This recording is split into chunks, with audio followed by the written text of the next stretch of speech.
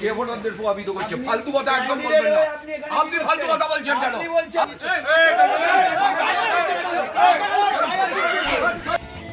উপনির্বাচনেও অশান্তি। সিপিএম প্রার্থী তন্ময় ভট্টাচার্যের বিরুদ্ধে ভোটারদের প্রভাবিত করার অভিযোগ তোলে তৃণমূল। ভিডিওতে দেখা গিয়েছে তন্ময়কে দেখে আচমকাই তেড়ে আসছেন এলাকারই তৃণমূল কাউন্সিলর শান্তনু মজুমদার। সেই ব্যক্তির সঙ্গেও তর্কাতর্কিতে জড়ালেন তন্ময়। বচসা গড়াতে গড়াতে আচমকাই তৃণমূল নেতাকে ধাক্কা মারেন তন্ময়। পাল্টা ধাক্কা দেন তৃণমূল নেতাও।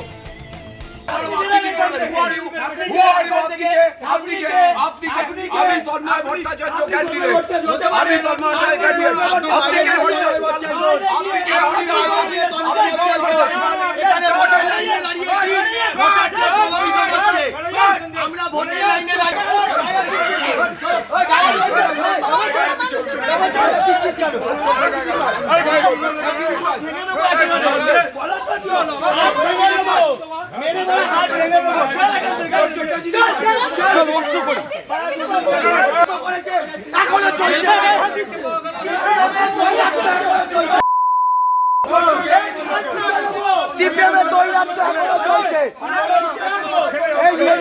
নিয়ে যা আপনি মস্তান হয়ে গেছে,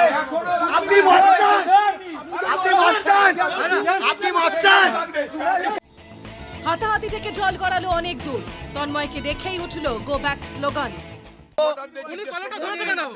উনি এসে ওনাকে যখন বলালো ভোটারদের প্রভাবিত করছেন কেন, উনি ধাক্কা দিলেন। উনি কি করে মানুষকে ধাক্কা দিতে পারে? পরিস্থিতি সামাল দিতে ঘটনাস্থলে পুলিশ। সংবাদ মাধ্যমের সামনেও কার্যত রণংদেহী মোডে দেখা গেল তন্ময় ও তৃণমূল কাউন্সিলরকে। তন্ময় বাবু ভেতরে বসে লাইনে দাঁড়িয়ে ভোটারদেরকে বলছে আমাকে ভোট দিন, সুজনকে ভোট দিন। আমি তন্ময় বাবু হাত জোর করে আমি নমস্কার করে বললাম, তন্ময় বাবু ভোটারদেরকে প্রভাবিত করবেন না, আপনি এসছেন, ঘুরুন, চলে যান। বলাতে হঠাৎ করে আমার কলারটা ধরলো। উনার বয়স আর আমার বয়স, আমি ওনার হাঁটুর বয়সী, আমার দাদুর বয়সী উনি। ধাক্কা মারলো না, ও তো ধাক্কা মারেনি, ও তো ঠেললো। আপনার বাজে কথা বলবেন না। আপনার ধাক্কা মেরেছে, আপনার